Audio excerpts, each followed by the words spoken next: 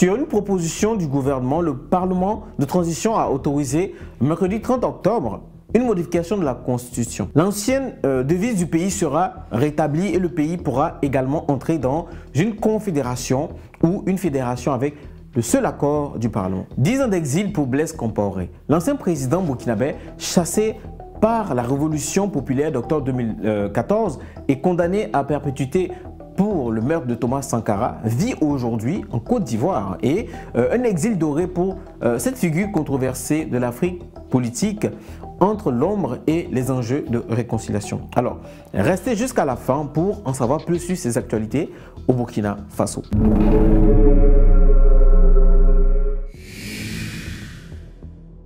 Alors, le Burkina Faso vient de tourner une page importante de son histoire en réintroduisant une devise emblématique qui évoque son passé révolutionnaire.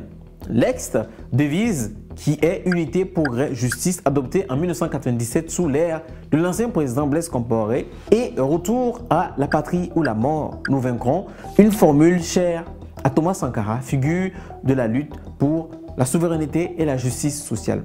Cette décision symbolique vise à renforcer l'identité nationale et inspirer un nouveau souffle patriotique. La modification a été adoptée à l'unanimité par les députés burkinabés qui ont également approuvé une autre disposition constitutionnelle majeure permettant au gouvernement de s'engager dans des fédérations africaines sans passer par un référendum. Le ministre de la Justice, Edaso Rodrigue Bayala, a expliqué que ce retour à l'ancienne devise n'est pas seulement symbolique, mais vise à avoir un impact profond sur le subconscient des Burkinabés. Selon lui, cette devise imprégnée de l'esprit de résistance et de détermination devrait encourager une prise de conscience et un éveil des citoyens face aux défis auxquels le pays fait face, notamment dans la lutte pour la sécurité et la souveraineté. Alors Bayala en rajoute que cette phrase était déjà présente dans les discours officiels, preuve qu'elle fait partie intégrante de l'héritage culturel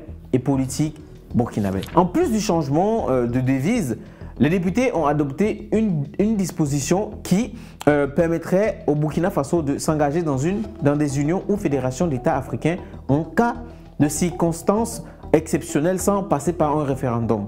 Ce point est particulièrement significatif car il ouvre la porte à des alliances politiques et économiques plus poussées. Une idée en résonance avec le panafricanisme de Sankara. Le ministre a précisé qu'il ne s'agit pas de retirer au peuple son droit de décision. Le recours au référendum reste la norme, mais que cette nouvelle option permettra une réactivité accrue face à des situations urgentes. L'ancien président du Burkina Faso, Blaise Compaoré, autrefois l'un des dirigeants les plus influents de l'Afrique de l'Ouest, mène aujourd'hui une vie discrète en exil à Abidjan. Ayant dirigé le Burkina Faso pendant 27 ans, il vit désormais éloigné de son pays, mais entouré des proches, d'anciens collaborateurs et de membres de son parti politique, le Congrès pour la démocratie et le progrès, CDP.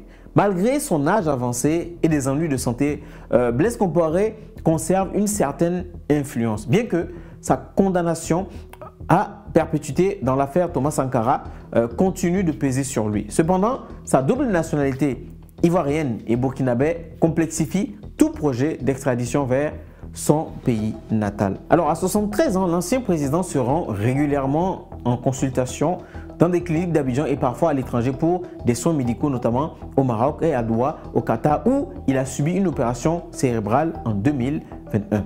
Ce cadre de vie paisible contraste fortement avec les 27 années passées à la tête de Burkina Faso, où il avait solidement ancré son pouvoir jusqu'à sa chute en 2014 lors du soulèvement populaire. Aujourd'hui, bien que discret, il reçoit de temps en temps des visites de membres influents de son parti et de certains opérateurs économiques burkinabés, preuve que des liens étroits subsistent avec son entourage politique d'origine. En juillet 2022, dans le cadre d'un effort de réconciliation nationale, Blaise Compaoré a effectué une brève visite au Burkina Faso pour participer à un sommet sur l'unité nationale. Convoqué par le chef de transition de l'époque, Paul-Henri Sandaogo Damiba, ce geste, bien qu'éphémère, a souligné la complexité des relations entre Compaoré et son pays d'origine. Quelques mois après cette visite, le président Damiba s'est rendu lui-même à Abidjan où il a eu une entrevue avec l'ancien chef d'État.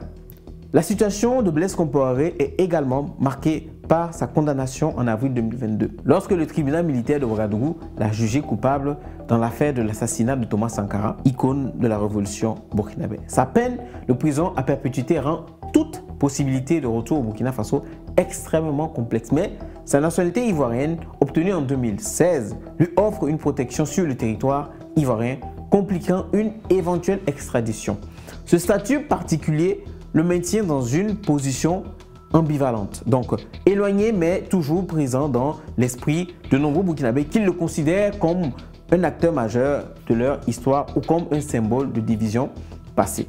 En somme, le retour de cette devise et la possibilité de fédération africaine sans référendum marque une étape dans la politique de renouveau national en lien avec l'héritage de Thomas Sankara. Cette décision pourrait insuffler une nouvelle dynamique d'unité, de détermination, de collaboration régionale pour un Burkina Faso plus fort et plus autonome. Alors Blaise Compaoré reste quand même une figure complexe pour le Burkina Faso et l'Afrique de l'Ouest. Si son influence directe a diminué, ses liens avec les milieux politiques et économiques associés à sa protection en Côte d'Ivoire lui confèrent une place à part, rappelant les effets durables de son passage à la tête du Burkina Faso.